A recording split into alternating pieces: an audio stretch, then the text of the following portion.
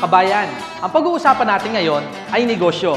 Dahil naniniwala ako, pag may magandang produkto, may magandang kitaan. Ang tanong, paano mong sisimulan? Natural, sa negosyo, kailangan ng kapital. At ang prinsipyo ng kapital, pag malaki ang kapital mo, malaki ang pwede mong kitain. Maliit ang kapital, maliit ang kita. At pag wala kang kapital, wala kang kita. Ang tanong, kung mag-negosyo ko ngayon at sabihin natin, mayroon kang 50,000 pesos ngayon, ang tanong, anong negosyo ang pwede mong gawin? Ang maganda sa pag-uusapan nating kabayan, pwede kang kumita ng 24,000 isang araw. Ang maganda dito, hindi mo kailangan ng 50,000. Ang tanong, magkano? Pero bago ko sabihin, gusto ko ipakita sa iyo ang negosyo. Paano ba ang traditional business? Kasi kung mag-negosyo ka ngayon, meron kang mga dapat malaman. Halimbawa, ikaw ngayon ay consumer. Pag ba ikaw gumagamit ng mga produkto, ikaw ba ay dumidiretsong pumupunta sa manufacturing company? Kung ang sagot mo ay hindi, kabayan, ito maganda. Dapat malaman mo, kung ito manufacturing company, kung ikaw ang consumer, hindi ka pwedeng bumili diretso sa manufacturing company.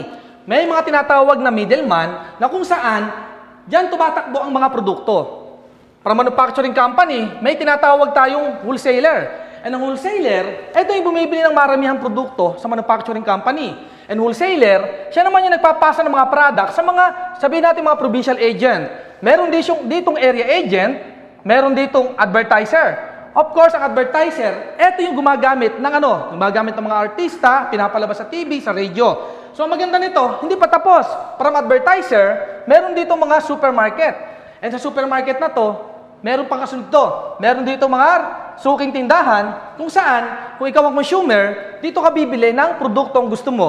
At ito maganda, kung ang produkto, nabibili mo ng 100, malamang ang wholesaler, nakukuha lang na mas mura. Sabihin natin 10. And lahat ng middleman na yan ay kumikita. Kaya pagdating sa ating mga consumer, mataas ng produkto. Ano ang kagandahan sa opportunity i-offer ko sa'yo? Dito, ang maganda, tinanggal na lahat to ng company. Tinanggal lahat ng middleman. Ang maganda, nagkaroon na lang ng isang distributor.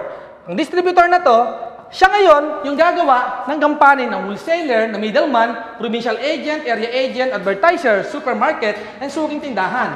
Ang maganda, kabayan, ang tanong mo, Sir Andy, paano naman ako magiging distributor? Kabayan, ang pag-uusapan natin ngayon, paano ka magiging distributor ng AIM Global? Ang sagot, kabayan, meron kaming global package na worth 7,980. Malamang, tanongin mo sa akin, Sir Andy, 7,980. Malaki pa rin yan kung walang babalik. Tama ka, kabayan. Pero para sa akin, tingnan mo muna, ano yung laman ng global package? Number 1, bibigyan ka ng company ng worth 6,000 na produkto na AIM Global. Pwede mong gamitin, pwede mong ibenta. Number 2, bibigyan ka ng company ng distributor tracking center. Ano naman, Sir Andy, ang distributor tracking center? Magkakaroon ka ng username and password wherein pwede mong makita ang group sales mo at pwede mong ma-withdraw ang income mo. Number 3, bibigyan ka ng company ng lifetime discount of 25% up to 50% depende sa produkto na magugustuhan mo. Number 4, bibigyan ka pa ng company ng pre-medical check-up. Kabayan, ito maganda dito. Ang pre-medical check-up ay pwede mong magamit right away kapag ikaw ay naging distributor ng AIM Global. Number 5, ang maganda pa dito, kabayan, bibigyan ka ng worth 200,000 personal accident insurance. Sir Andy, ano naman yung insurance na sinasabi mo? Anything happen to you, pag may nangyari sa'yo sa labas, na aksidente ka, 200,000 ang pwedeng makuha ng family mo. Eh what if hindi ka namatay, na-hospital ka? Pwede ka maka-reimburse maximum 10,000 pesos medical reimbursement. Depende sa nagastos mo.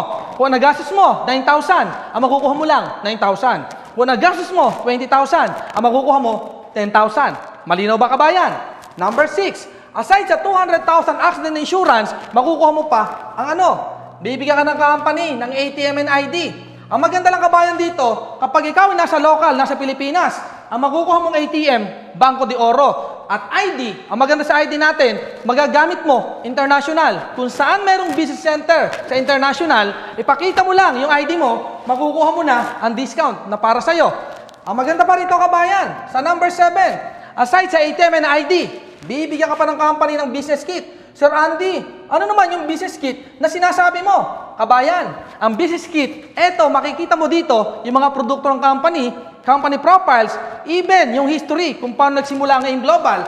And last but not the least, kabayan, sa number 8, dito, sigurado ako, matutuwa ka. Kasi bakit? Pag distributor ka na yung global, automatic, bibigyan ka ng company ng pre-scholarship certificate. Sir Andy, scholarship certificate? Ano naman yan?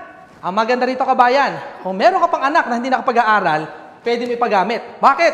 Transferable. Pwede mo pamigay sa anak, kahit sa kanino, even sa kapitbahay. Ang tanong, Sir Andy, scholarship certificate? What if yung anak ko ay grade 6 pa lang? Kailan niya pwedeng gamitin? Magagamit niya yan pag nag-college na siya. Okay ba yung kabayan? Sir Andy, what if lahat ng kamag-anak ko, lahat ng anak ko nakatapos ng pag-aaral, sino pwedeng gumamit? Pwede mo siyang pamigay sa kahit kaninong kaibigan mo. Yun ang maganda rito, kabayan. Ang tanong na lang, eto. Yung 7 and 80 mo ba, na sinasabi ko kanina, na puhunan, kung ang babalik sa'yo, meron kang product na worth 6,000, meron kang distributor tracking center, meron kang discount lifetime, meron kang pre-medical check-up, meron kang insurance, meron kang ATM and ID, meron kang business kit, meron kang scholarship. Ang tanong, ang 7 and 80 mo ba, bawi o bawing-bawi? Malamang ang sagot mo, bawing-bawi. Kabayan, ang pag-uusapan natin ngayon, kapag distributor ka na, paano ka kikita sa AIM Global? Number 1, pwede kang kumita through retailing. Ibig sabihin, pwede kang magbenta-benta ng produkto. Ang tawag ko dito, not selling. Ano? Sharing. Ang gagawin mo, gagamit ka ng product at lahat ng magandang mangyayari sa'yo, yun ay ikukwento mo sa mga kakilala mo.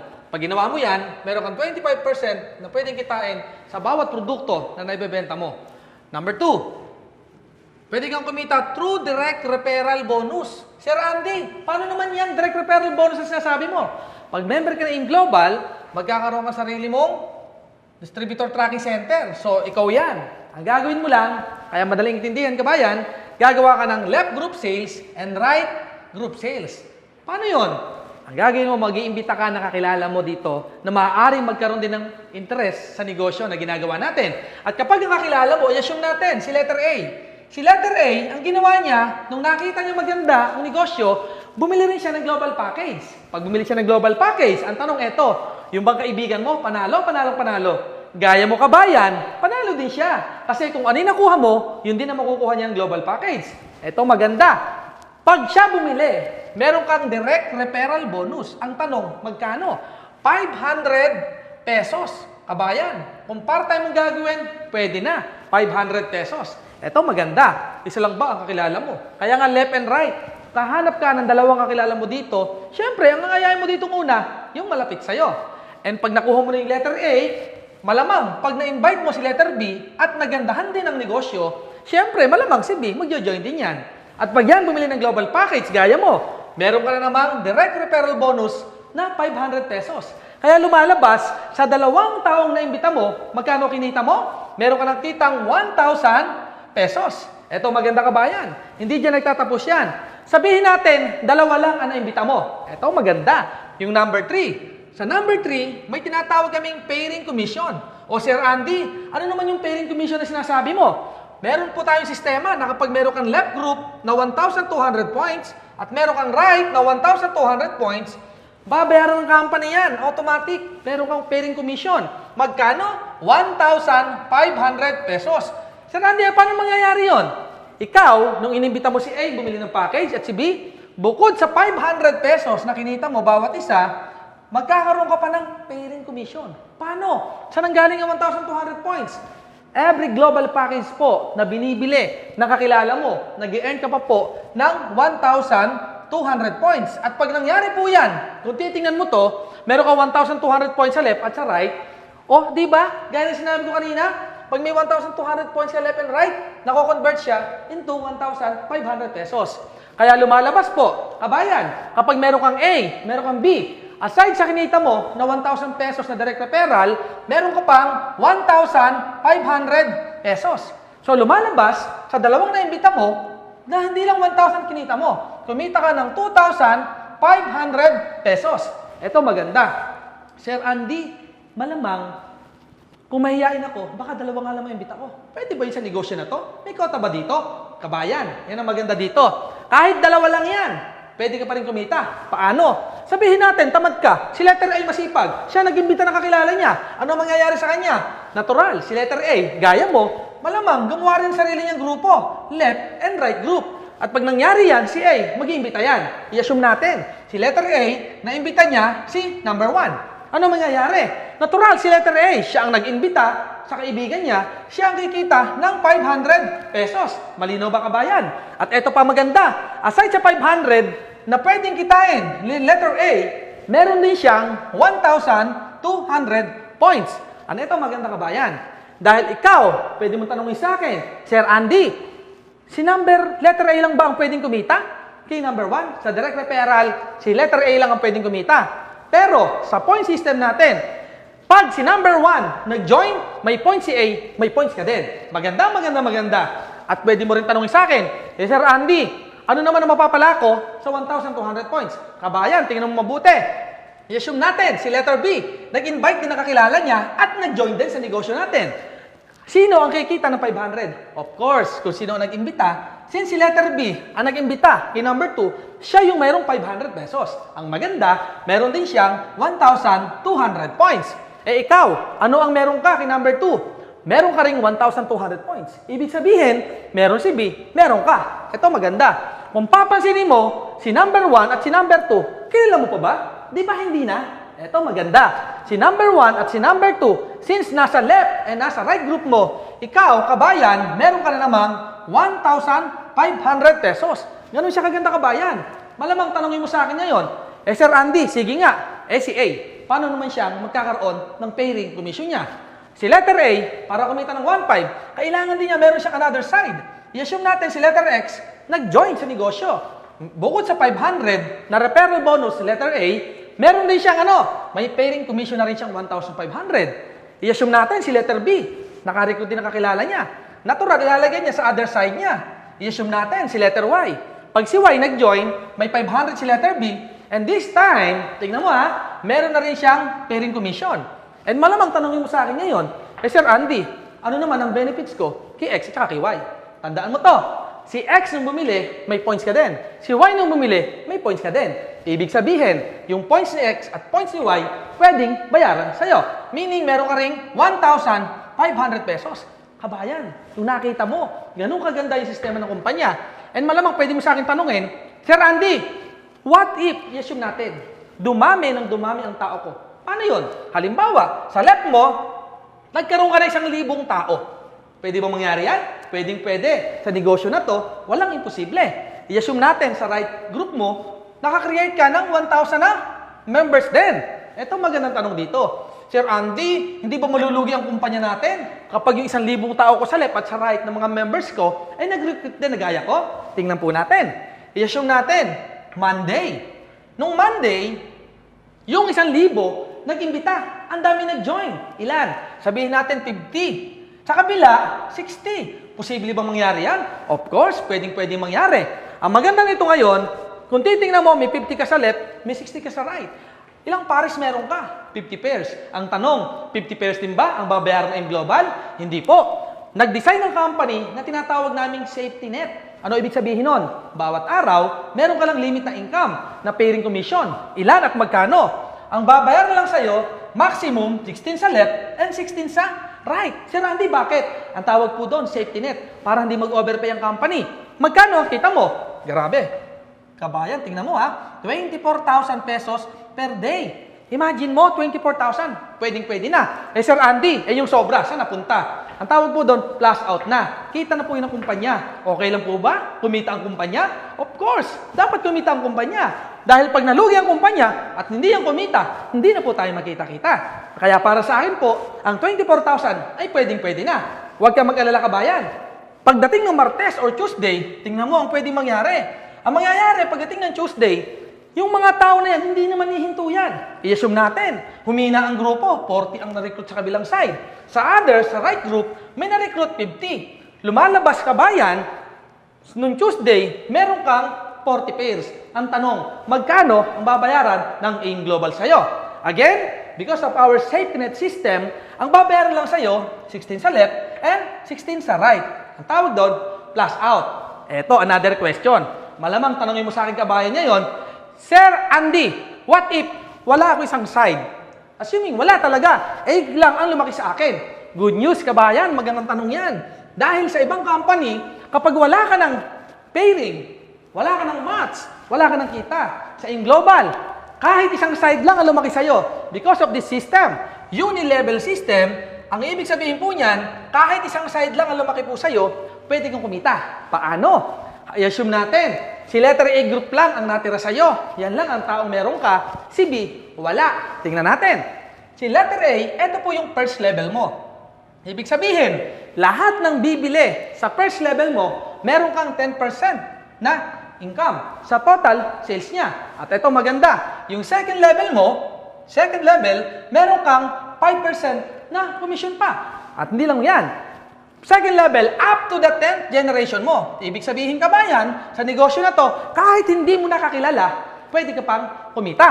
Eh Sir Randy, paano yung 11th level? Paano naman ako kikita dyan? Kabayan, tingnan mo, meron pa tayong number 5. Ang tawag natin dito ay stair step. O Sir Andy, ano naman yung stair step na yan? Ano naman ang ibig sabihin yan? Ang stair step kabayan, ang ibig sabihin yan, pag ikaw nag-join sa negosyo na to, automatic, ang tawag sa'yo ay distributor. At pag ikaw distributor, time will come, pwede ka ma-promote. Paano?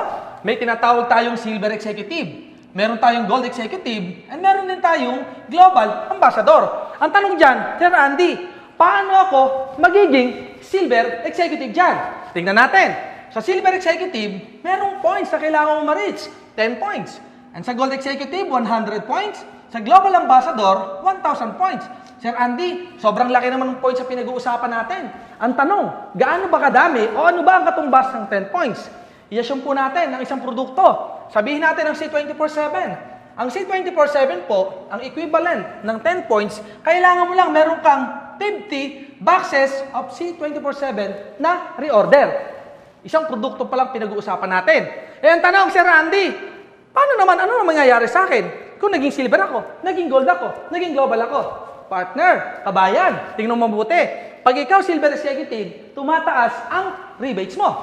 Ang silver executive, may 10%, gold executive, 20%, and ang global ambassador, 30%. Ano naman Sir Andy ibig sabihin yan? Kung nakita mo kanina, nung ikaw ay distributor pa lang, tignan mo nung ikaw ay distributor pa lang, may kita kang 10% sa first level mo, sa second level, 5%, up to the 10th level. Eto, maganda kabayan.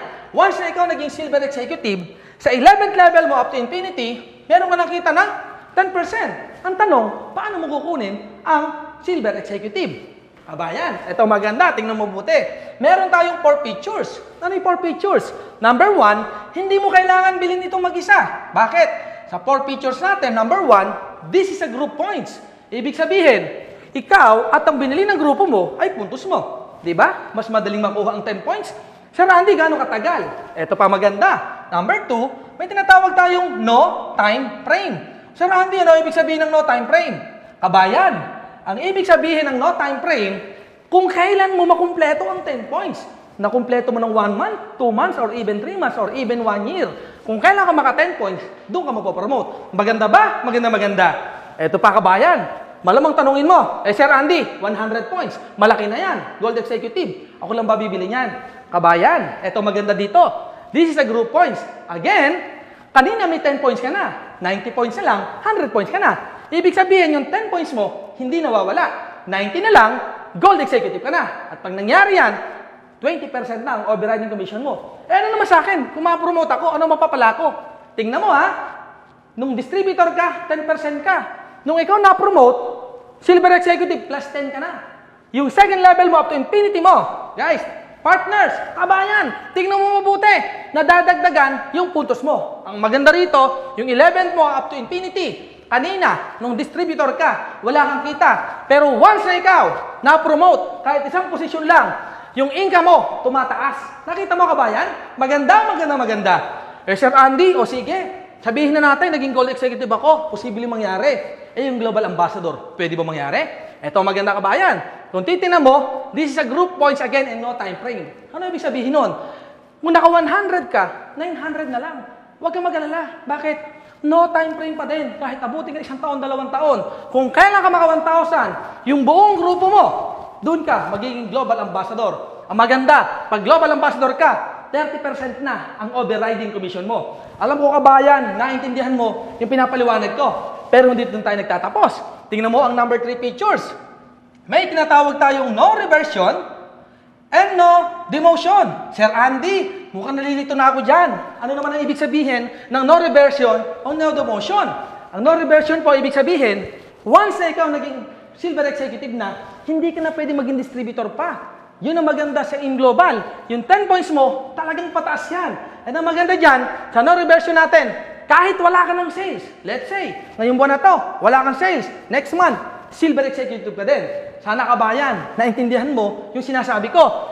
Eh yung no demotion. Ano naman no demotion, Sir Andy? Sa no demotion po, assume natin, naging global ambassador ka na. And syempre, pag global ambassador ka na, marami ka ng tao. At syempre, pag marami ka ng tao, of course, marami kang kinikita. Sabihin natin, nagkaroon ng senaryo, napaaway ka. Nung napaaway ka, nakapatay ka. Ito sabihin ko sa iyo, kabayan. Pag ikaw global ambassador, kahit ikaw malaki na kinikita, pag nakapatay ka, kulong ka pa din. Ito, tanong, pag ikaw nakulong, yung mga downlines mo, makukulong din? Of course, hindi.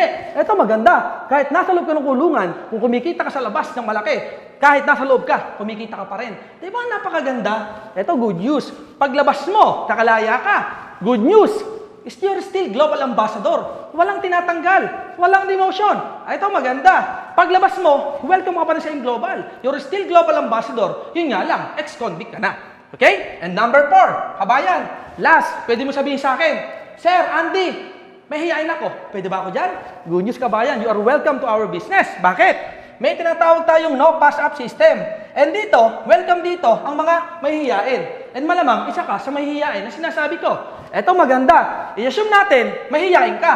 Eto ka, mahihiyain ka. Ang ginawa mo, dahil ang sabi ni Sir Andy, kahit mahihiyain, basta member na yung global, pwedeng maging global ambassador. Ang ginawa mo, nag-imbita ka, nakakilala mo. Sino? Si letter A. Si letter A, syempre, gaya mo yung mahihiyain.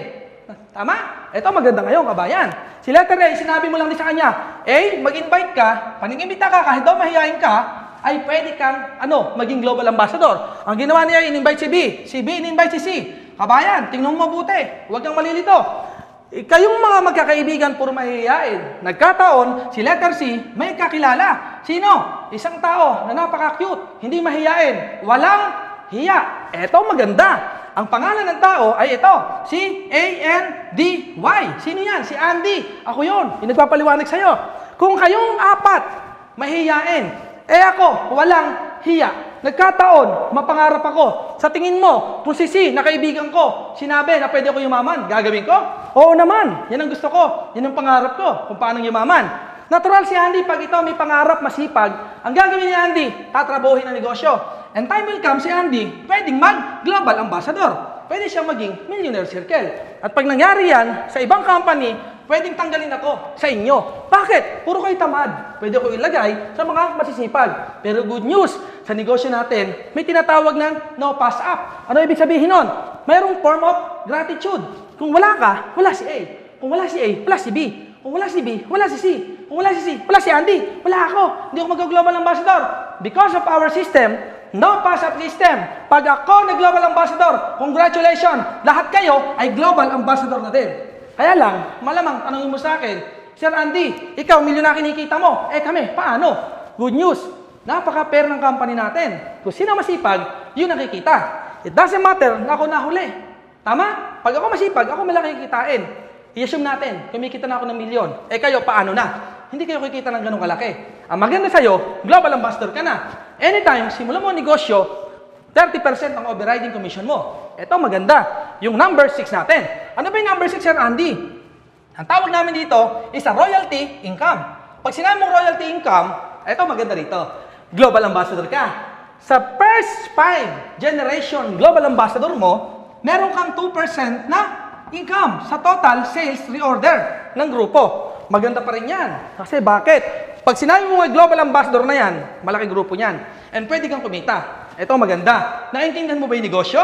Kabayan, alam ko, marami kang tanong. Pero sila sasabihin ko, sa lahat ng pinliwanag ko, alam ko, marami ka nang naintindihan. Again, kabayan, sa negosyo na to, hindi pinag-uusapan kung ikaw ay mahihain. Ang pinag-uusapan natin dito, may pangarap ka pa, gaya ko. Kung meron ka nun, welcome, and gustong-gusto ka tang makasama sa negosyo na Global. Kabayan, ang pag-uusapan natin ngayon, paano mo sisimulan ng negosyo? Dahil pwede mo sa akin sabihin ngayon, Sir Andy, ang problema ko, wala akong pera. Tama ba ako, kabayan? Ito naman sasabihin ko sa iyo, kabayan. Hindi issue ang pera dito para maka-join ka. Patutunayan ko sa iyo yan. I-assume natin, may pera ka ngayon. Kaya lang, hindi mo naman ako naintindihan. Tanong, magjo-join ka ba o hindi? Siyempre, sagot, hindi ka magjo-join. Kasi, hindi mo naman naintindihan. Kahit may pera ka. Balik rin natin sitwasyon. Wala kang pera ngayon. Pero nakita mo na kapag ginawa mo ang negosyo, pwedeng mabago ang buhay mo. Kaya lang, wala kang pera. Tanong, gagawa mo ba ng paraan o hindi? Alam ko ang sagot mo. Gagawa mo ng paraan. Ibig sabihin, hindi issue ang pera dito. Depende yan sa pagkaintindi mo. Kahit wala kang pera, kung nakita mo, pwedeng mabago ang buhay mo. Kahit bukas sa bukas, pwede kang mag-join sa negosyo na to. Kaya lang, tanong, Sir Randy, wala talagang pera. Tingnan natin. Anong year ngayon? 2014 na, kabayan. Kung hanggang ngayon, ang problema mo pera, alam mo kung bakit? Kasi hindi mo binabago yung ginagawa mo. Dahil kung ano ka raw ngayon, eh di decision mo 5 years ago. Ano yung ginawa mo noong 2009? Tama ba ako, kabayan? At kung ano ka, sa next 5 years of your life, 2019, kabayan, kung hindi mo babaguhin yung decision mo ngayon, makikipagpustahan ako sa'yo. Sa 2019, wala ka pa din pera. Tama ba ako, kabayan? Alam ko, sagot mo, tamang-tama. Bakit? Nangyari sa akin yan. 8 years ago. Nung nakita ko yung Global, year 2006, pareho tayo ng problema. Wala din akong pera. At ang sabi sa akin ng speaker, nung time na yun, alam mo kung ano sabi? Kung ano daw yung ginawa ko for the past 5 years, kaya yun ako. Ano ba yung ginawa ko nung past 5 years? Eh diba, dati akong OFW sa Taiwan. So, walang nangyari sa akin. At alam mo kung bakit ako na yung masmasan? Ang sabi ng speaker, kung ano daw yung buhay ko noong 2006 at pag hindi ko binago yung ginagawa ko, sa 2011 daw, problema ko pa rin ang pera. Kabayan, sa tingin mo, tama kayo yung speaker noong 2006? Tingnan mo, tingin ko tamang-tama. Kung hindi ko binago, malamang kung nag-Taiwan ako, 2011, pareho pa rin ang buhay ko. Eto maganda. Isang bagay ang hindi ko nakakalimutan sa sinabi ng speaker noong 2006. Andy, try mo lang yung Global. Wala namang mawawala. Bakit? Dati ka nang wala. Pero ito maganda, kabayan. Try mo lang. 1 year. 2007. Pag walang nangyari ng 2007, another year. I-try mo lang uli. Year 2008, Andy. Pag wala pa rin nangyari, Andy, nako, lalo ka na huwag huminto. Bakit? Nakakahiya. 2 taon, wala pa din nangyayari. Ituloy mo another year. 2009. At pag walang nangyari sa 2009, lalo ka na huwag huminto. Kahiya-hiya talaga yan. Sa madaling salita, kabayan, alam mo ang ginawa ko? Tinry ko lang. 1 year, 2007. Good news, after 1 year, lumabas ang first car ko sa Global. At ito pa malupit, hindi pa natatapos. Another year, grabe, lumabas, brand new car ko uli. Kabayan, sa tingin mo, 2 taong kong ginawa negosyo, bawi ba ako, bawing-bawi? Alam ko, sagot mo, bawing-bawi na. Pero hindi doon nagtapos. Another year, 2009. Nakakatuwa. Kasi bakit? Lalong gumanda. Bakit? Hindi ako bumili sakyan. Bumili ako condominium unit. Di ba, kabayan? As dating OFW, ganun nakuha ko in 3 years time. Pero hindi doon nagtatapos. Sa sobrang ganda ng kumpanya, sabi ko sa sarili ko, year 2010, hindi na ako papayag, maliit pa rin sa sakyan ko. Kaya, kabayan, alam mo ano ginawa ko? Year 2010, ginol ko. Sabi ko, April of 2010, bibili ako mas malaking sasakyan. Alam mo nangyari? Hindi natupad nung April 2010. Bakit? Sa ganda ng Global, kabayan. March pa lang of 2010, nakabili na ako ng SUV car ko. Kabayan, nakita mo ba kung gaano kaganda yung negosyo sa ginawa ko? At ito maganda. The rest is history. Anong year na ba ngayon? Eh diba, 2014 na? Eh hindi mo natatanong, kabayan, 8 years na ako sa negosyo. Anong maganda? Dating OFW, sana mangyari din sa'yo, yun nangyari sa akin. And naniniwala ako, kung ipinanganak ka ng mahirap, ay hindi mo kasalanan. Ngunit, ang mamatay ka ng mahirap, kabayan, para sa akin, isang malaking pagkakasala. Kaya ako sa inyo na nakikinig ngayon, huwag kayong papayag sa buhay nyo, ni minsan, ay pumayag kayong maging mahirap na lang. Para sa akin, kung may opportunity ka nakikita na pwedeng mabago ang buhay mo, ngayon pa lang, kabayan, sinusubukan na. Dahil naniniwala ako, ang pagkain, masarap kainin pag bagong luto. Parang Global, kung nakita mo na maganda, dapat ngayon, sinusubukan mo na. Parang pagkain, tikman mo lang. Pag nasarapan mo, kainin mo. Ganun ang Global. Hatawin mo, habang bata ka pa, habang malakas ka pa, gawin mo na Global. Kailan mo gagawin? Pag matanda ka na, pag wala ka ng lakas, Abayan, this is your time. Sana, naintindihan mo lahat ng sinabi ko. Dahil gawin mo hindi ang AIM Global, tuloy-tuloy na to. Kung gano'n rin lang, kung tuloy-tuloy rin lang AIM Global, bakit papayuhan ka pa? Kung alam mo naman na pwede mabago, pwede kang yumaman sa AIM Global.